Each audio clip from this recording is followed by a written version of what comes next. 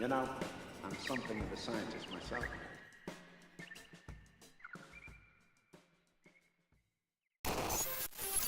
And you're not drinking anything. Incredible. I know. Incredible. Thank Wow. you. Wow. Thank wow. you. Wow, we did it. We did it. First time ever. There's a first time for everything. I'm so proud of you. Thank you. I want to thank God. Which one? Christian. Okay. Okay. It's fine. Whatever Does you that want. get me chocolate? Listen, actually, you know what? Now that you mention it, I was gonna bring this up later, but I have an update from last episode. Mm-hmm. I went to the grocery store Okay. and I went to the candy aisle Okay. and I witnessed firsthand. Now, here's the thing: I don't spend a lot of time in the candy aisle. Okay. Um, You don't like fun? well, maybe I don't. I don't do a lot of sweets. I don't do a lot of sugar. I like baking stuff, but I mostly like giving away what I bake. You know what I mean? The fuck? You just like eat flour? No. Like, I mean, like cookies and brownies and stuff. I like the act of like baking. Oh, Like I okay. make like a mean cheesecake, but I'll have like a little tiny slice and then I'll give the rest away. I'm not a big sweets person, so I don't spend a lot of time in the candy aisle. I don't really go in that area often. However, I went on a mission. I went to check out all of the different M&Ms that are available, and indeed, I saw all of the flavors that we discussed and more. Mhm. And I picked myself up a bag here. No. Yeah, that I think you're gonna really enjoy. So what we have here is peanut butter and jelly M&Ms. No. Yeah. So No. these are peanut butter and jelly M&Ms, and here's the thing. So just a couple things about the peanut butter and jelly M&Ms. I just want to, just to start off, nowhere on this packaging, in the You see my hand ingredients is list. shaking? I'm shaking. Nowhere on the packaging, nowhere on the packaging in the ingredients list is it specified what type of jelly it is. In fact, there's no fruit or like fruit byproducts listed in the ingredients whatsoever. There's several types of gums and different types of sugars and dyes and waxes and oils, all sorts of oils. Looking at the nutrition facts, these are certifiably terrible for you. Yeah, I would assume so. Now the best I'm just gonna go. We're not good mythical morning here, but I'm just gonna get into this real quick. I'm just gonna recall what this was like, because I did try these before. Okay. Oh, Yeah, it's coming back to me. Now, here's the thing.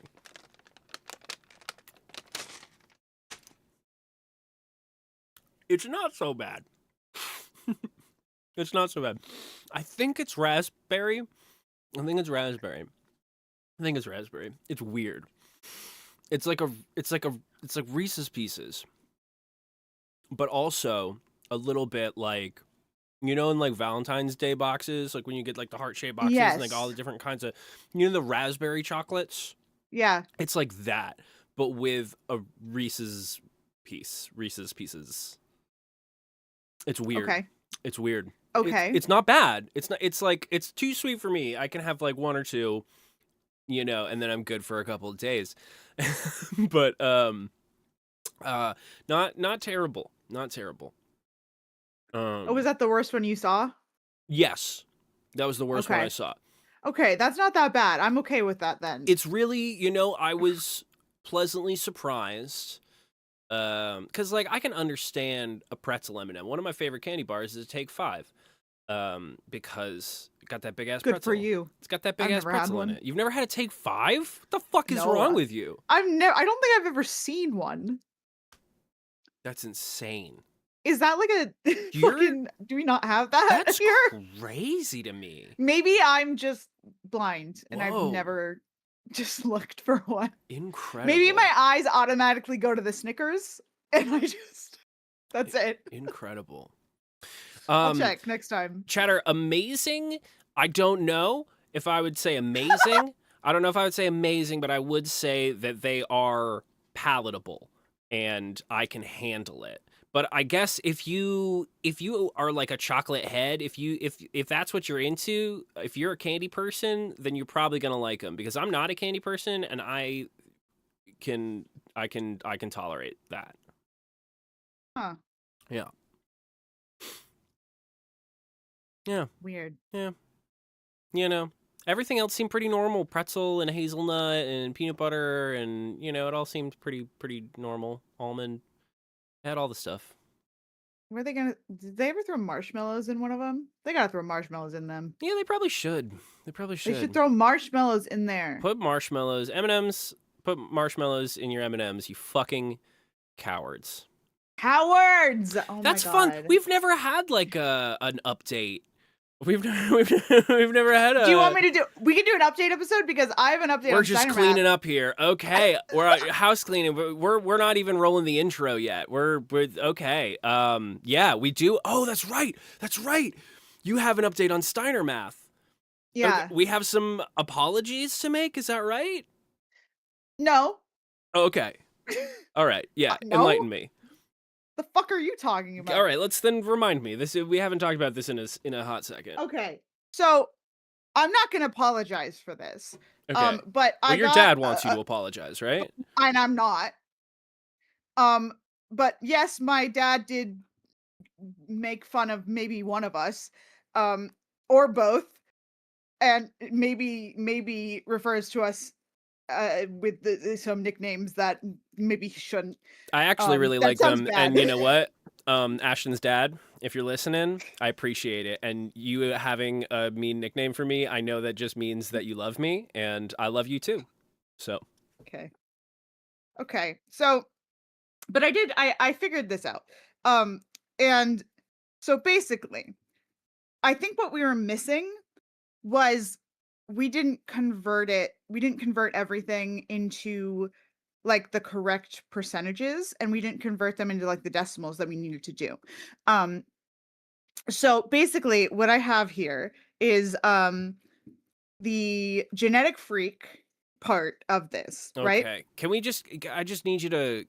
Do you have it pulled up? Can you just run through the quote real quick, just to?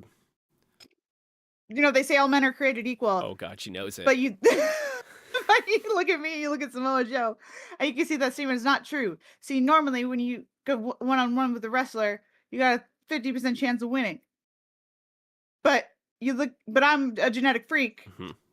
It's something like fucking 50-50. Okay, I don't know. It's fine. It's fine. If It's I fine. pull it up, it's okay. Don't whatever. worry about it. The genetic free part. It's We're at the 50-50. genetic free part. It's Genetic freak. Okay, genetic great. freak makes so genetic him freak 50-50. Yes. 75-25. 75 over 25. So basically, 1v1, that means 75 over 25. So that's Steiner is the 75, Joe is the 25, right? Yeah. But that's not what it actually is, because it's actually, if you add in Kurt Angle, it's actually going to be 33 and a third Mm-hmm. Mm-hmm. over 33 and a third, but you divide that by 2, Mm-hmm. which is 16 2/3, Mm-hmm. which equals. So I did the 33. That's where he gets the 16 2/3%. Yes, and I see. that is the 33 and a third plus the 16 2/3. Oh. Which equals the 50 over 16 2/3. So Steiner is 50% at sacrifice, while Joe is 16 2/3% at sacrifice without Kurt Angle. But Mhm. with Kurt Angle, Mhm. that's But with Kurt 50% Angle. plus the 33 and the third percent, Yeah. which equals only 83 and a third percent. Yeah. So that means the rest has to be Kurt Angle. Yeah. But Angle's not even going to try. Right. Which means, Suko, please. Which means all of that goes to Steiner. So that 33 and a third. All of Gets Kurt added. Angle's gets added to Steiner. So then Joe still has that 16 2/3% chance, but Steiner has the 83 and a third percent chance, which equals 100% total. So Kurt Angle has 0% chance of winning. Joe has 16 2/3, and Steiner has 8 1/3. 83 1/3. That tastes a little bit better than it did last time. That He like equals 100%. that does not taste better than the peanut butter and jelly M&Ms, but it tastes better than it did the last time we talked about it. I believe you. I believe you. It's all you can't really. It's all written down. You can't see it. You can't see it. No, You I see can't. it? No, I you can't really see it. I can see it. Well, you know just what? know it's You're there. very you're very studious, and I appreciate Just know that. it's there. Okay. Well, without further ado, ladies, gentlemen, and friends beyond the binary from the Monstrous Activity Surveillance and Observation Network, my name is Michael Wingate. I'm here with Ashton Laurel. This is The Rabbit Hole. Post a couple of housekeeping bits and bobs. Tonight, dear friends, we say goodbye to Halloween and Thanksgiving as we trudge through the snow towards ye olde Christ's birthday. Sweet baby Jesus's happy day, where we all I don't celebrate. I don't do holidays. Right. Christmas is coming. That's a big thing that people celebrate and people are into, and we would be remiss as a primarily cryptid focused channel. I think that's a fair thing to say. You know, as a not, this podcast isn't specifically cryptid focused, but like as a Monster of the Week channel and like all But the, as you know, people, we're we are and as cryptid people, we're focused. a couple, we're a couple monster fuckers, and as a couple of cryptid enthusiasts, we would be remiss if we didn't talk about one of the most famous cryptids this holiday season, and that is Tim Allen's The Santa Claus. Mm-hmm. Yes. Literally 3 hours ago, I was going to do something different. And this has to happen first. Understood. It's very important that Yeah. we go through this before we go through the next one for next week. You'll understand it's not going to, next week isn't going to make sense until we go over this one. I want to, So this is a two-parter? Well, kind of. It's not really a two-parter, but there's a part that is that is in this one that's like referenced in the next one. Okay. So it's Okay. not, yeah. It's So just you like have there's a to reference. you have to see this one. You have to Not necessarily. I just think it would be better if we did this one first, because it like there's a reference in. You'll see. It makes sense. All I right. promise. By I all just didn't means. feel good doing the other one first. Ashton, take it away. Great. So the Santa Claus, starring piece of shit asshole national treasure Tim Allen. Why is he a national treasure is my question. Piece of shit he- asshole, absolutely. But he's also a national treasure, and it Why? sucks. Why is he a national treasure? How is he a He's national Santa treasure? Claus because he is Santa Claus. He When is you not. think about Santa Claus, but that's the thing. When kids think about Santa Claus, when I think about Santa Claus, I think of Tim Allen. He's the Santa Claus. He is like my childhood Santa Claus. I have like such warm memories of Tim Allen, like genuinely, and so many people do. And like not even that, like fucking Home Improvement, like Buzz Lightyear, like this guy Listen. has been. Yes. For much of my life, most of my childhood, young adulthood, I saw Tim Allen as an upstanding and generous and kind-hearted father figure, Mhm. with a voice, a very recognizable and unique voice. And then he did a bunch of weird shit. Yeah. And said a bunch of weird shit. Yeah. So I just wanna go ahead and like, this isn't a situation where we don't know whether this person is good or not. Like, I'm gonna go We ahead. know. I'm gonna go ahead, and before we get into this, I'm just gonna say personally, I disavow Tim Allen. Yeah, no, fuck Tim Allen, but like, I couldn't just say like piece of shit asshole 100%. As much as I hate to say it, a little bit of a national treasure. Could it be like piece of shit asshole asterisk? And then like Asterisk. and then like little bit in like a couple sizes down font underneath. Yeah. It's okay. You don't have to fix it now, but Yeah, just yeah. that's how it's in my Yes. head canon. So people who are listening, that's how you can visualize it. Yes. I totally agree. Yeah. Okay, great. Okay. I'm glad we solved that. Yep. So, Santa Claus. So this is the Santa Claus card. Do you know, like, you know the plot of the Santa Claus? Do you want to explain it or should I? Well, okay, here's the thing. You're gonna know this better than I am. So I'm gonna give you my Yes, reimagination of that the is what I plot, want. Yeah. because I have seen the Santa Claus films. I've seen the first two, and I've Mhm. seen them both once around when they came out. Oh, this is gonna be so much fun. Yeah. And the first one came out when? What year did Santa Claus 1 come out? I want to say it was before I was born. Yeah. It was at least I want to say like 95 Yeah. or maybe like earlier, 93. Was it 93? We'll double check. Because I was born in 93, and I'm pretty sure I saw it when I was like very young and then never again. Oh, 94. 94. Okay. Mhm. So I probably saw it when I was old enough to remember things. So I was probably like 5, 6 years old was the first time I saw it, and I've never seen it again. Now, correct me if I'm wrong, but here's the plot of the Santa Claus.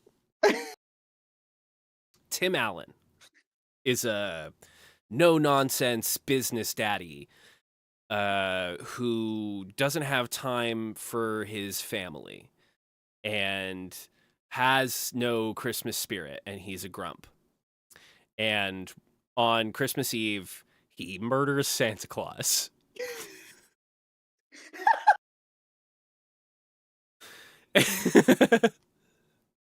And by the Santa Clausian laws of consecution, what happens next is because because of the ancient right, if you kill Santa Claus,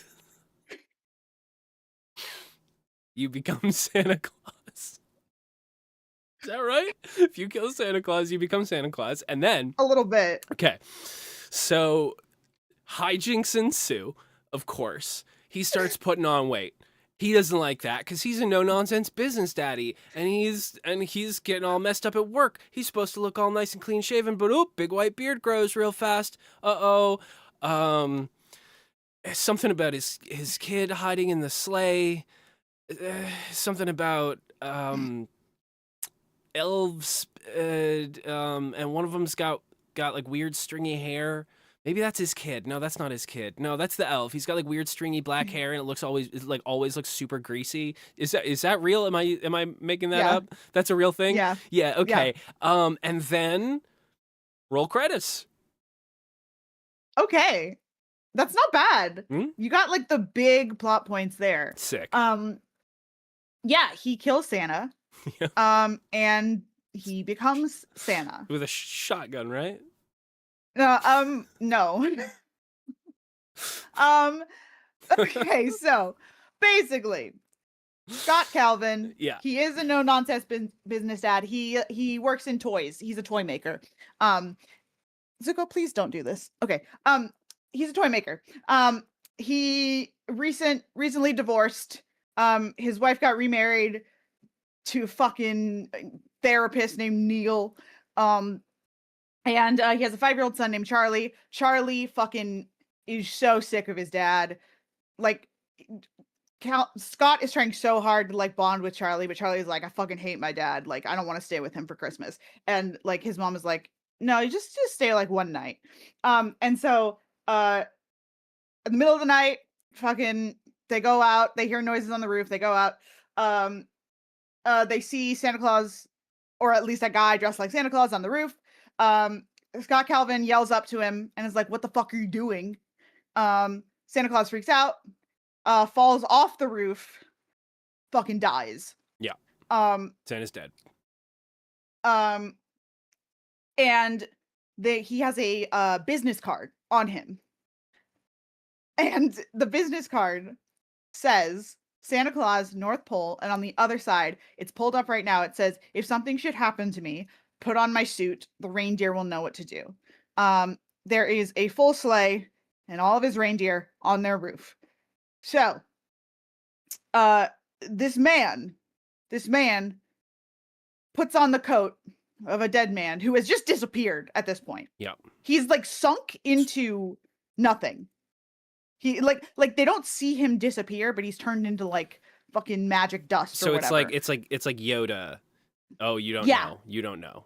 You've never seen a Star I've War. played the GameCube games. Okay. I played the Lego GameCube games. Yeah, Mhm. where he just disappears. Yeah. You got So basically, yeah. So that he delivers all the presents. He goes back to North Pole. He's like, "What the fuck is going on?" Bernard, who is that elf with the hair you were talking about, he's like, "Hey man, yeah." He's like, "Hey man, you're Santa Claus," and Scott Calvin's like, "No, I'm fucking not. What the fuck are you talking about?" And That's a Bernard's lot like, "No, of you're Santa Claus." lot of cussing for a children's Christmas movie. I don't remember It that. happens. No, this is word for word. I just watched it. I know. I and, could hear you watching it. And he's like, "No, I'm not." And he's like, "Yes, you are." So he falls asleep in the North Pole, wakes up in his bed, and he's like, "That was obviously a dream." And important point is like the mom and the stepfather are like trying to like convince like trying to like put like real trying to not like have Charlie think that Santa is real. Like they're trying to like keep like keep his feet to the ground, right? Like they're trying to not have They're trying to him- not lie to their child. Yeah, exactly. Yeah. Yeah. And so they were like, "Hey, don't like tell Charlie that, you know, Santa is real or whatever. Like don't mention Santa."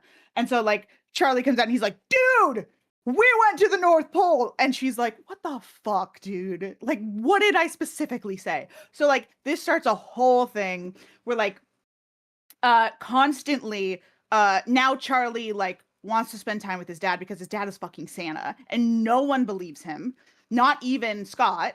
Fucking ex-wife is like, "This kid thinks that my ex-husband is Santa Claus, something is wrong with him." And like my ex-husband is like at one point like begins to encourage him. And so eventually like this goes on for the entire year of like, yes, Scott Calvin like ignoring it for a little bit, and then like all of these things are happening. He's getting fat. He's, you know, beard, giant beard. He starts like eating a lot of cookies. He goes to the doctor at one point and his heartbeat like plays Jingle Bells, which is a really good bit. I don't remember. I remember I remember the hijinks. I don't remember that bit. Yeah, that was a really good bit. I really like that. But and eventually, at one point, Laura, who is the mother, goes to a lawyer, gets full custody of his son, like fully just takes away Charlie. Wow, that's awful. Yeah, That's sad. Yeah, and like he can't even see his kid anymore. So finally, he accepts. He's like, "No, I am Santa." He goes to the North Pole. He kidnaps his son. You know, whatever. And then he finally like convinces, you know, the mom that he's Santa, and she's like, "Yeah, no, I get it. You can definitely see Charlie, but like he can't live with you in the North Pole. You can whatever." And he's like, "Yeah, I know. I'll come see him whenever, but like whatever." So that's the Santa Claus, right? Okay. He's Santa, right? So Sure. the important part of that is that business card. That's what I want to talk about. Mhm. If something should happen to me, put on my suit. The reindeer will know what to do. Okay.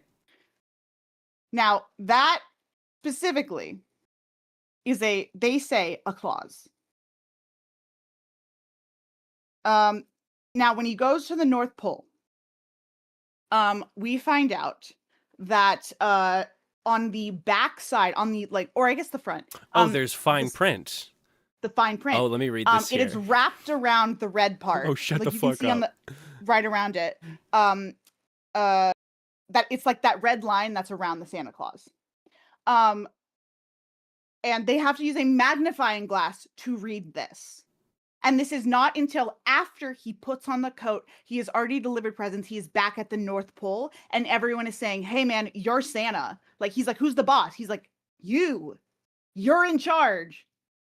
What don't you get? Hold on, I'm just going to read this out here. In putting on this suit and entering the sleigh, the wearer waives any and all rights to any previous identity, real or implied, and fully accepts the duties and responsibilities of Santa Claus in perpetuity until such time that wearer becomes unable to do so by either accident or design. What in the Amazon Prime terms and conditions is this shit? And again, he has to use a magnifying glass for Scott to read this. It is so hidden. So that is what he's dealing with. He finds that out after It's pretty sneaky. he has already gotten in the sleigh. It's right? It's pretty sneaky. It is, isn't it? I don't like that. It's pretty underhanded. Now, the question is that a clause? Is that a in clause? other words, well, so, and then Bernard explains, in other words, you put on the suit, you're the big guy. Okay. But is that a clause?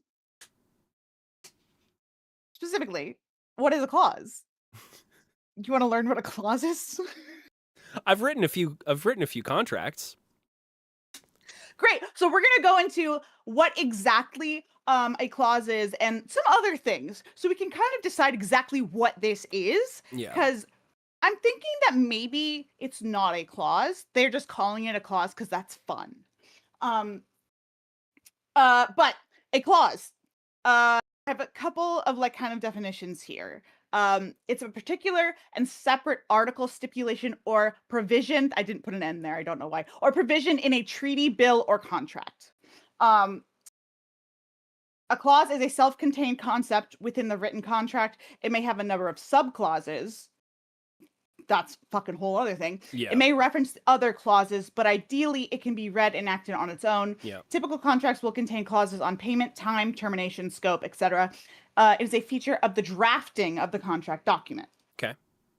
Now, we're going to talk about provisions in a second, but a provision or set of provisions that stipulate specific rights or duties. So it is a clause is a type of provision. Mm-hmm. Also, Bernard specifically says in the movie, he's like, you know what a clause is? It's the last line of a contract, which well, that's an oversimplification. That's not. It comes at the end of a contract. Yeah, it's like, so that's not. Sir, get it together. Yeah, Bernard's no lawyer. He's no. Yeah, he doesn't know what the fuck he's talking about. Shut up, Bernard. He does not. Get your shit together, Bernard. Right. Okay, so leave it to North Pole Legal. I know.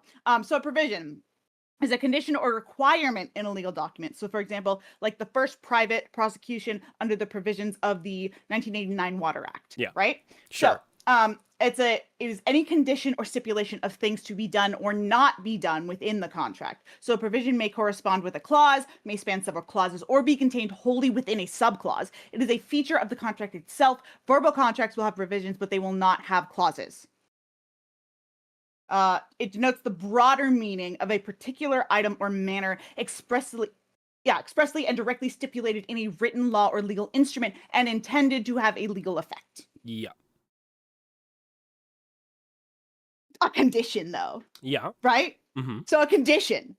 I need to make sure everyone knows these things before we get into this. Mm-hmm. We're just doing just a no nonsense contract law episode. Yep, we have to. Yes, exactly. Yeah. A condition, a state of affairs that must exist or be brought about before something else is possible or permitted. For example, for a member to borrow money, 3 conditions have to be met. Pretty straightforward for that one. A condition it's a set of circumstances that must arise before another action can occur. There can be a condition precedent, which means that the condition must be satisfied before there is a contract. There can or will also be conditions within the contract. For example, there will be conditions that must be satisfied before payment is made, like issuing an invoice. Conditions are a creature of the contract, not the drafting.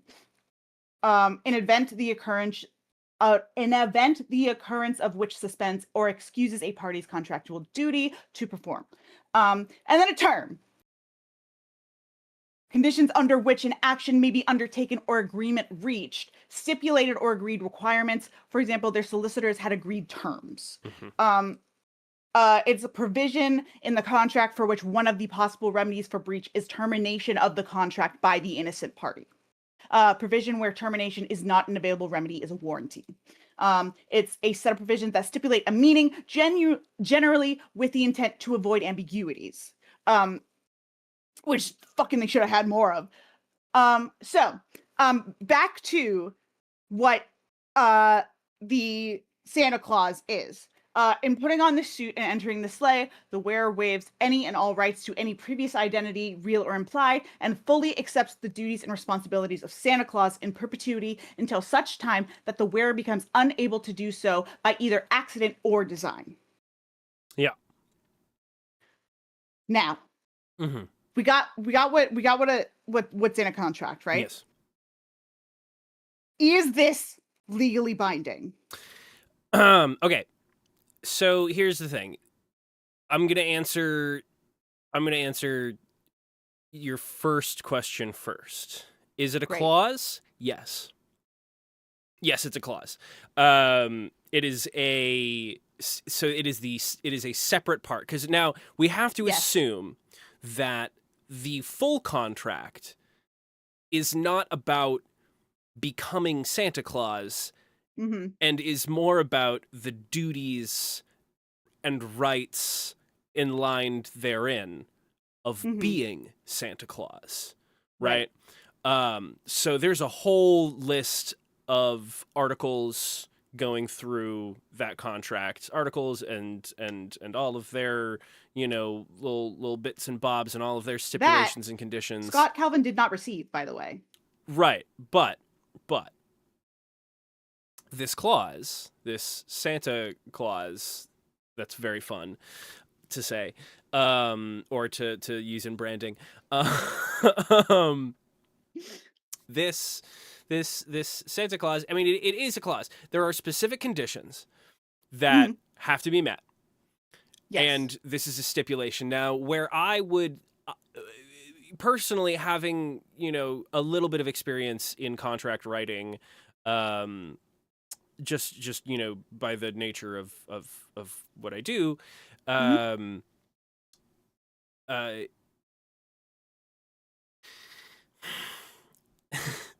so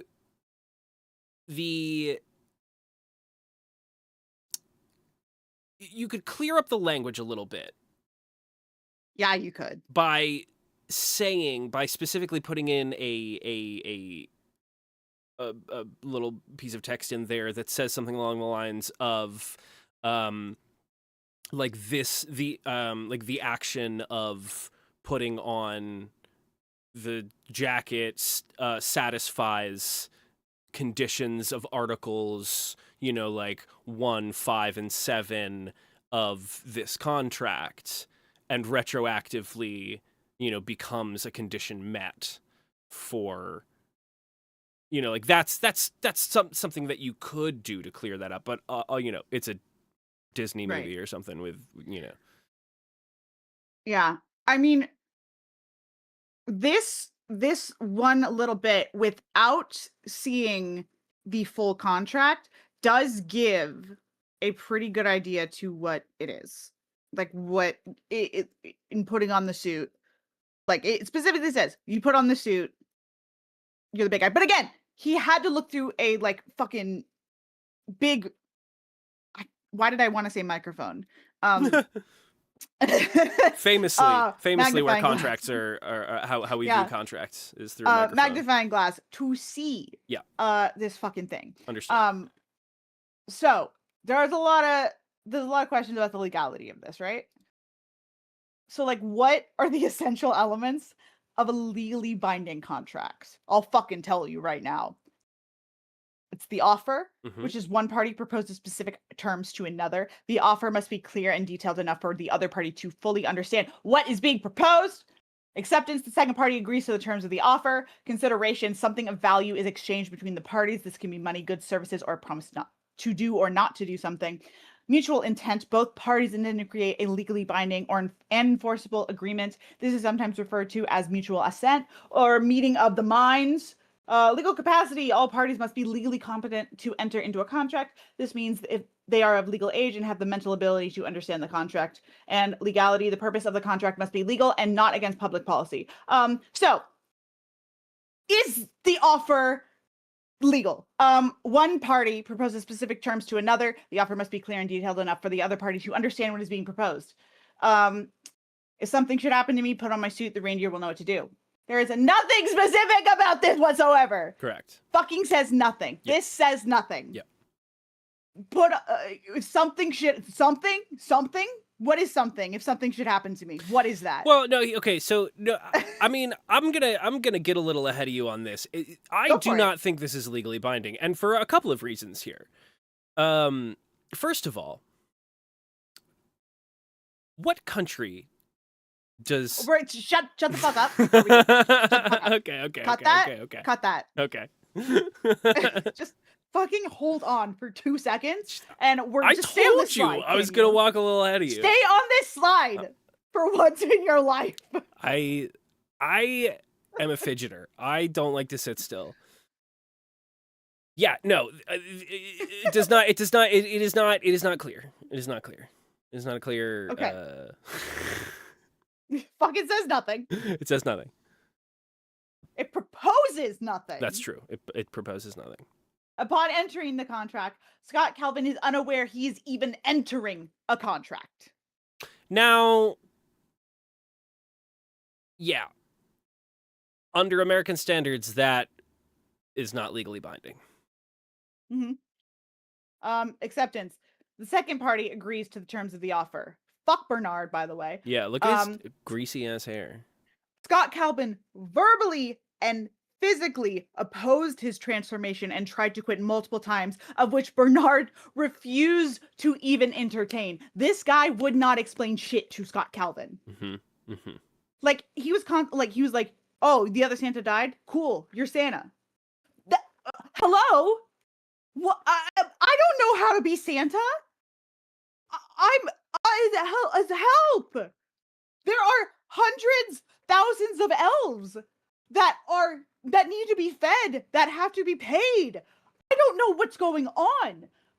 How do I do this? You say I'm in charge and you leave? I just came 180 on this. I just came a full 180 on this. Uh-huh. It is legally binding, and I'm gonna get into why Okay. later. Keep going. Sure. Mhm. Sure. Anyway, he does not.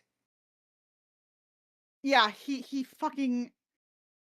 Anyway, the second party did not agree to the terms at all. Mhm.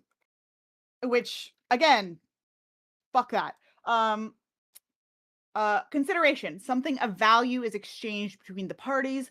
This can be money, goods, services, or a promise to do or not to do something. Scott Calvin is forced to be Santa Claus. This is not really an exchange. The elves provide everything he needs to be Santa, I guess, but they require him to drive the sleigh. So there is kind of a like take and give once you get into it. Right? One could argue that immortality and magic powers are Right. are part of an exchange. Yes. One could argue Like that. again, the elves do provide. Well, yeah. I'm thinking at this point, I do ask this later, but who is that other party? We know that one party. I have the is answer to that. Scott. We're gonna get there. We're gonna get there. Okay. But anyway, I can put he's a suddenly the a nice boss. little bow on this one. Great, I'm so excited. Okay, so it's because Christmas and bows and the. Okay, continue. Okay. He's suddenly the boss of literally the most important holiday in the world. Mhm. And he didn't ask for it. Well, I know. Depends on I who you know. ask there. I know, but listen.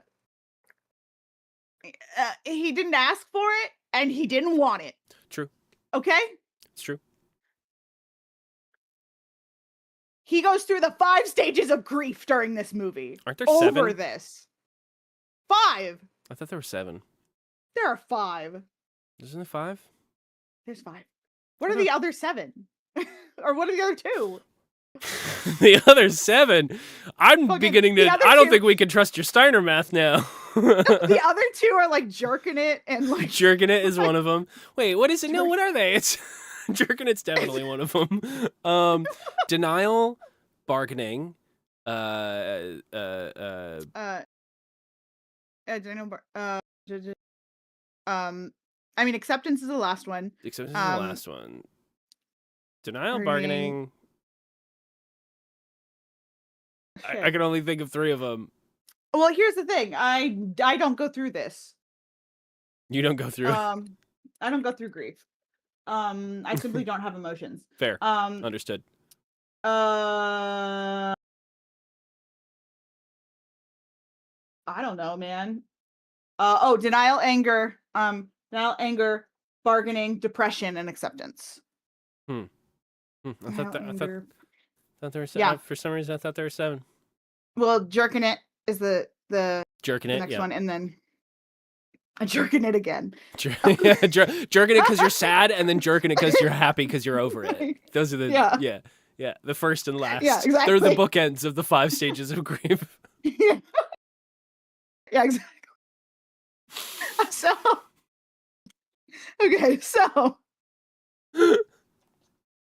okay, Woo! mutual intent. Okay. Both parties That's a great intend picture. to create. Thank you. Both parties intend to create a legally binding and enforceable agreement. Again, no.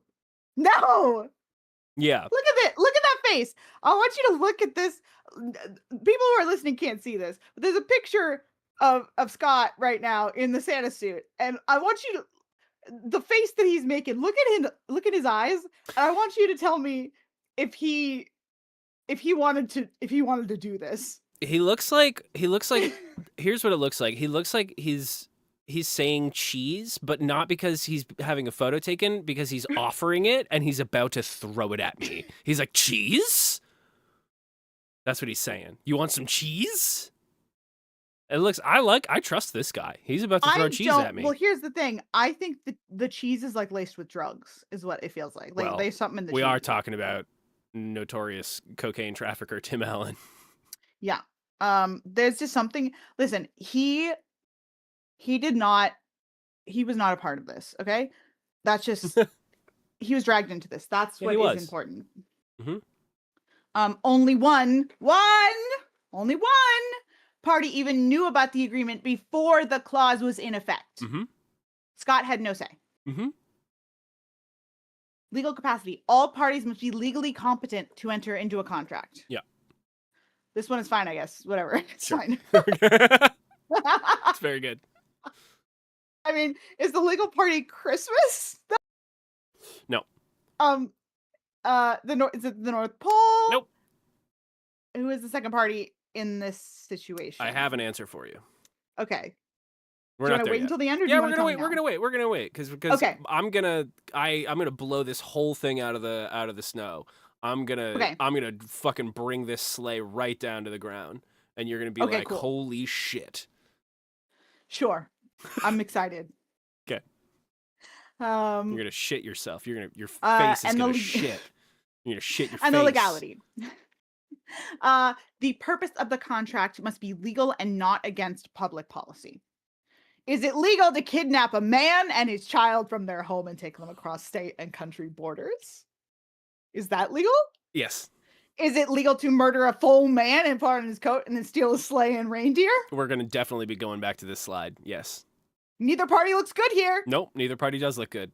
There is no lawyer that is ever present to discuss this clause. None needed.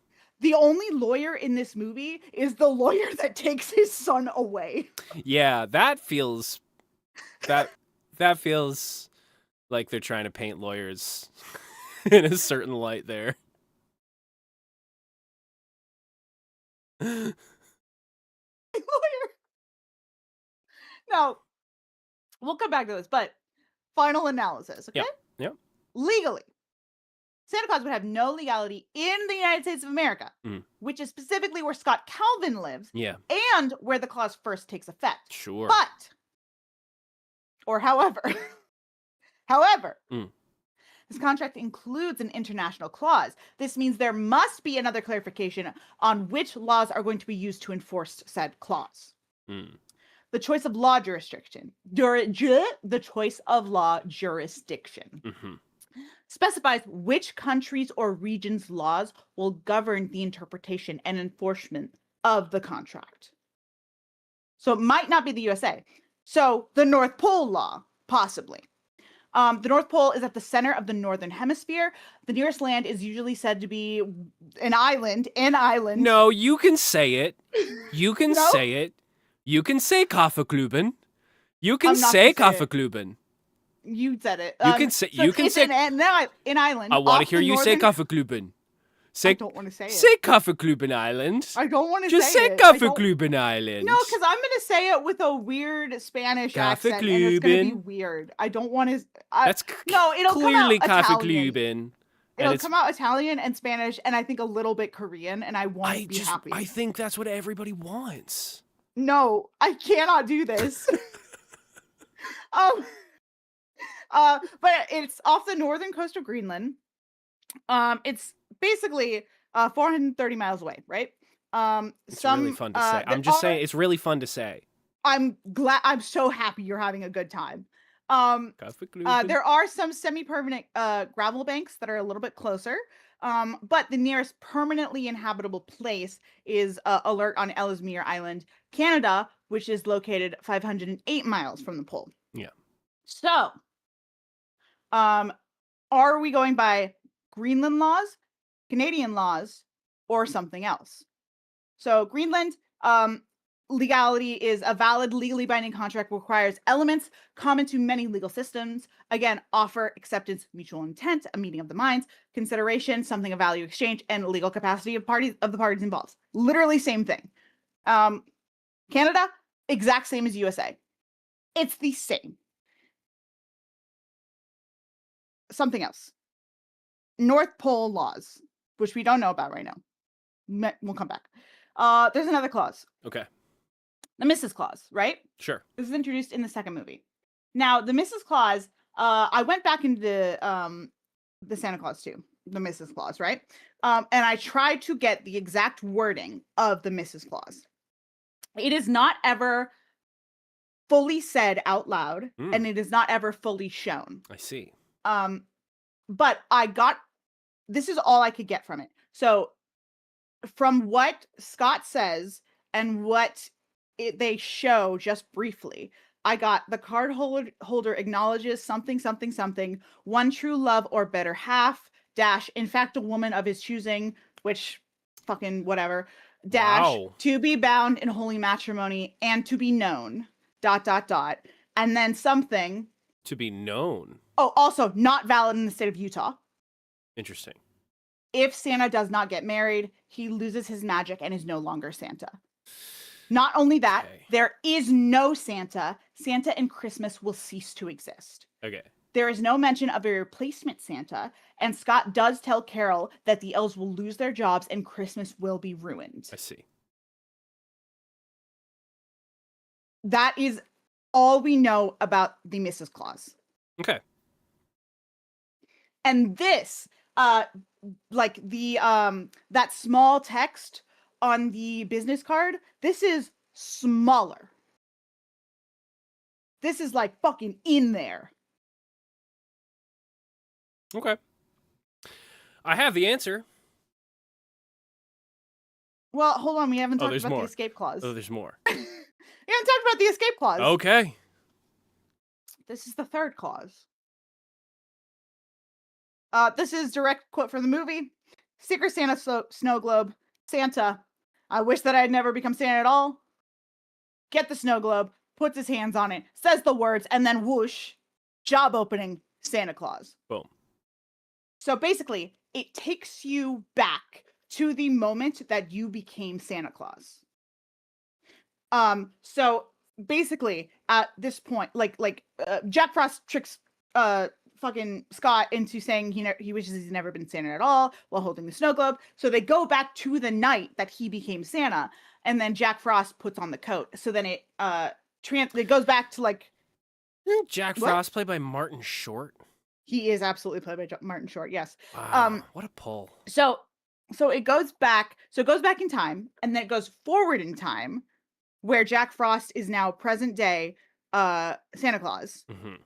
Then Scott tricks Jack Frost into saying, I wish I'd never been Santa at all. They go back in time, and then Scott lets himself put on the coat in the past. But what's Mhm. interesting, the reason that was the scene that I was watching before we started that you were listening to. Hmm. And so I was watching to see, because so we got the scene the first time that Scott puts on the coat from the first movie. Jack Frost basically makes sure to put on the coat before the old Scott does. That's how he becomes Santa.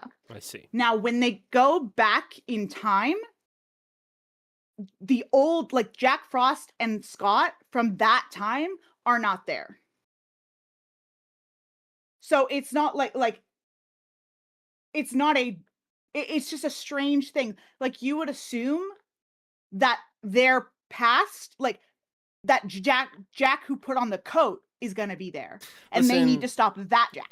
I think you're putting a little too much faith in the writers of the Santa Claus 2 to be consistent with their time traveling. This is hey, Michael, listen. This is the escape clause. Okay. I'm listening.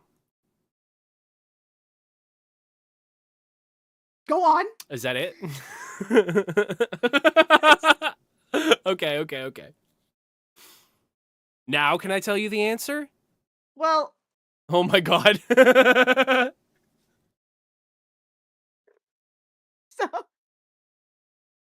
so All right, we got the laws of the North Pole. Okay. North Pole laws, right? Hmm. Now, if we think about it, this has to be what the Santa Claus is going by, right? Sure. So what are the laws of the North Pole that we know? I don't fucking know. Thank you, Zephron. Very good. I don't fucking know. But you know what's really interesting that I do, before you tell me, I do want to bring something up. Hmm. And that is that line that is not valid in the state of Utah. That clause was made after the creation of Utah. Hmm. Hmm. So I just want to put that out there. Sure. Okay, do you want to Yeah, You I wanna can go I off? can answer this. I can answer I was this whole gonna thing say for you. we could try to figure out exactly what these North Pole laws are to make it legal, but Oh, let's just go. That would be fun, but no, I have the answer to why this works and what makes it legally binding. Sure. Okay. I want you to forget all this legal stuff for a second. Okay? Just forget about contracts. Forget the whole episode we just did. All right?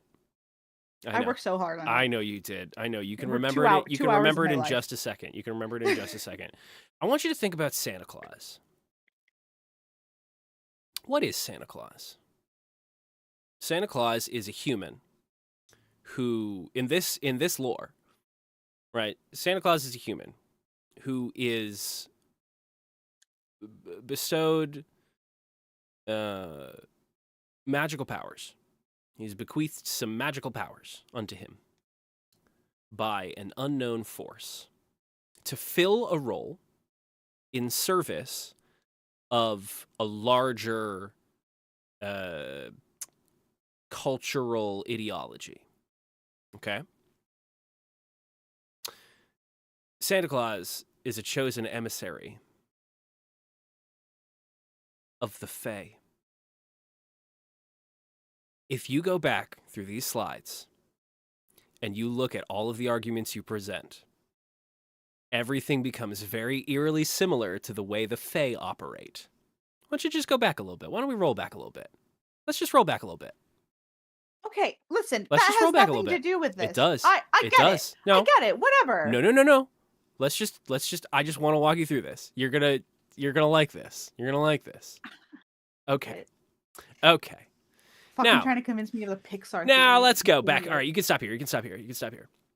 So the elements of a legally binding contract, that only applies if we're talking about the laws of man. The laws of the Fae supersede the laws of man.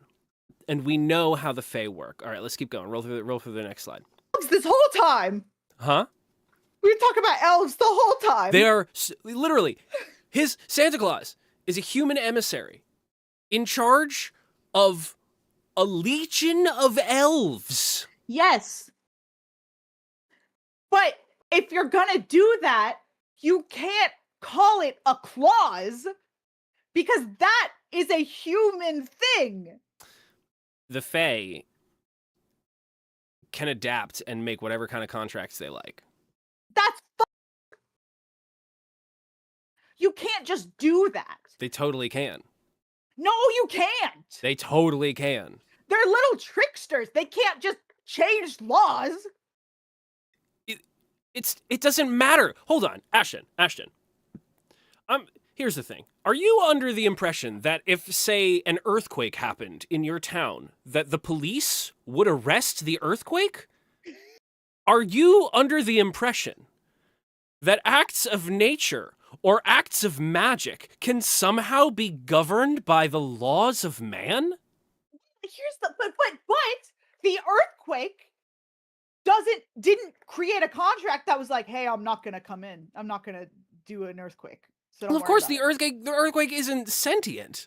But what if it was? Well, then it might write a fucking contract. So you should arrest it if it showed up. How? Did an earthquake? How? That's not my problem.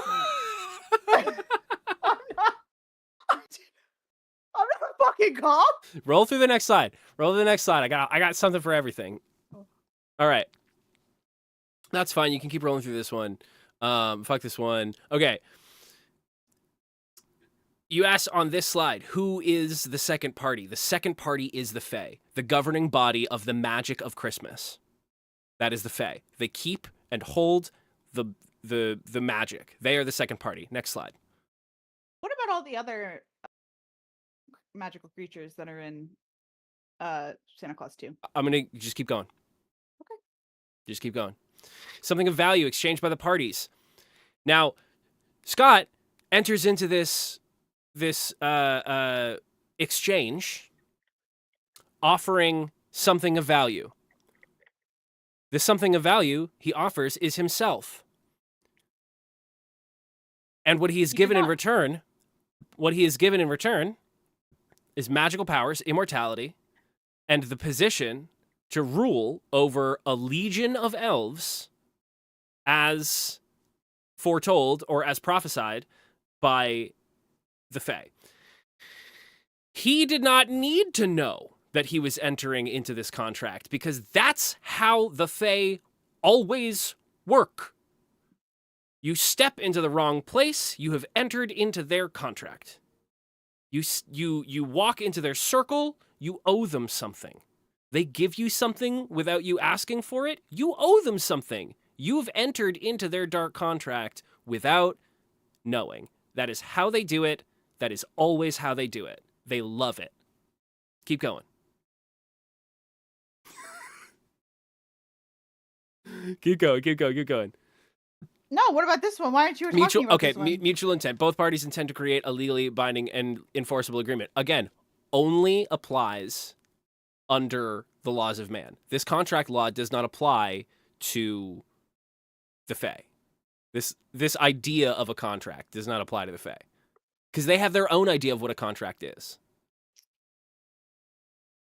So you're trying to reason Santa's contract as it's written by the Fae as if it is the laws of man. And by the laws of man, no, it is not legally binding. But does it matter? Because it doesn't matter if it doesn't hold up in court, if the magic automatically does it. Like, he puts on the coat, right? And then, a year later, he gets fat and he grows the beard, right? He didn't sign anything. It automatically happens. If he goes to court and argues against it, that magic's not going to go away. It does not abide by the laws of man. Therefore, this contract was written by the Fae. Okay. You got precedent for this? Us two, literally, marriage. He stops being Santa, which is in the eyes of the law. When he is married, he tells Carol, "Hey, I love you. Do you want to get married?" She's like, "Yeah, let's get married." They kiss. He does not become Santa until they are married in the eyes of the law. Okay. Or in the eyes of the Lord, or in the eyes of the common law. Fairies love tradition. The Fae love a tradition. And so if they've always had a tradition of Santa Claus having of the king of elves having a queen, well, then they're going to enforce that tradition in a contract. Sure. Whatever. This is an easy way for them to use the common law to force what they want. You thought that was a gotcha? Keep going. God, I want to kill you. Keep rolling. God, I got I more. kill you. I got more. I told you every slide I got something for this. Legal capacity. All parties must be legally competent. That's not true in the Fae. That's killing me. Is that you have an answer for everything, but then if you don't, you're like, that doesn't matter. Well, no, because they're Fae. Each slide that is about legality, right? About like legality of contract writing doesn't apply to the Fae. And every specific instance of things that happen to the characters are reflections of things that happen in Fae lore. And again, your question, who is the second party in the situation? It's the Fae. It's the forces of magic.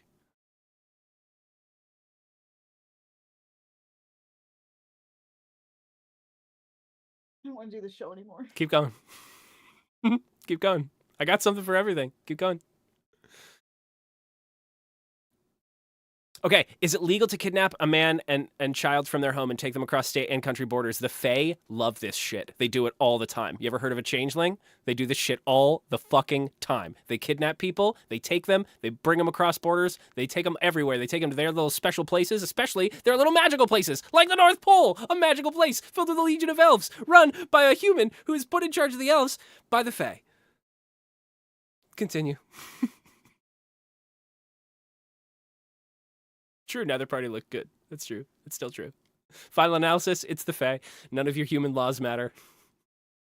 Legally, yes, legally, it is not binding. Magically, it is, and that's the thing that matters. But that wasn't the question. The question was, is it legally binding? Would it hold up in court? In a man court? In a human court? In a measly little mortal court? Sure, no, it wouldn't. But it doesn't matter because in the court, in the eyes of the court of the Fae, in the court of popular Fae opinion, they don't give a fuck. They don't give a fuck about your judges or your lawyers or your divorce lawyers. Fucker, you absolute fucker. You're out here. You want to do a whole fucking episode on the legality of the B fucking movie, and you're out here. Oh, okay, so that was the Fae. That was the fucking Fae. Don't even do the B movie. I'm so mad at you right now. You fuck the B movie. You're not allowed to do that. I'm not even gonna entertain it. You can do that episode on your own, okay? It's the Fae. Because what? Oh, so you're gonna arrest a bee? What are you gonna do? Well, but they do. They do in the lore of that movie. Yes, they do. Yeah. Oh, okay. So you can arrest a bee. Why can't I arrest an earthquake? Well, because in the lore of the Santa Claus, they don't do that. You could. You could. You know who else you can arrest? Mother Earth. She's a character. Put her in jail. You heard it here first. Put Mother Earth in jail. Put her in jail. Listen, I think that here's the thing. No, it does not work in a legal setting. If you were to sign this contract, even if you were to sign it knowingly, it probably wouldn't hold up in a court of law. He didn't sign shit. But that's what I'm saying. Even if he did sign it knowingly, it probably wouldn't hold up in a court of law in this country or many others. However, the real power here is the spirit of Christmas, which I believe under these circumstances to be a coven of fae creatures who keep and protect the Christmas spirit, because that is how they maintain power. And they do so through a complex structure of elves and a designated or an appointed human emissary. And that emissary's traditional heterosexual wife. I hate you. I know. But it makes sense. No. Yeah. No. It doesn't matter. it all does connects. not matter. It doesn't matter though. That's not the question. That's not the question. Is it legal? I want to know if it's legal. If it would hold up in a court of law. You know, In a court of law. it sounds like If Scott you're over. Calvin It sounds like took- you don't have any Christmas spirit.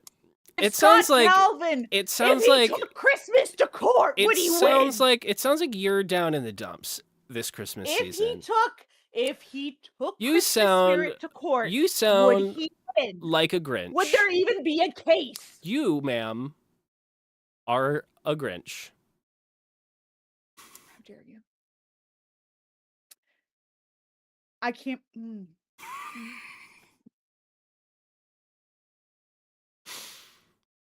I hate you so You much. didn't have a twist for me. I had to resort to this. Didn't need a twist. This was a legal.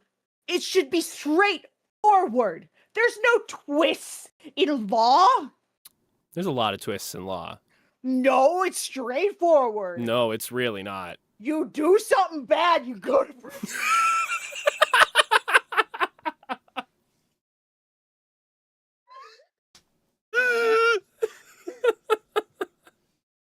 Ladies, gentlemen, friends beyond the binary. From the Monstrous Activity Surveillance and Observation Network. This has been The Rabbit Hole. My name is Michael. That's been Ashton. It was the Fae the whole time. I hate you. It's It fine. wouldn't hold up. It's fine. It's fine. To be continued.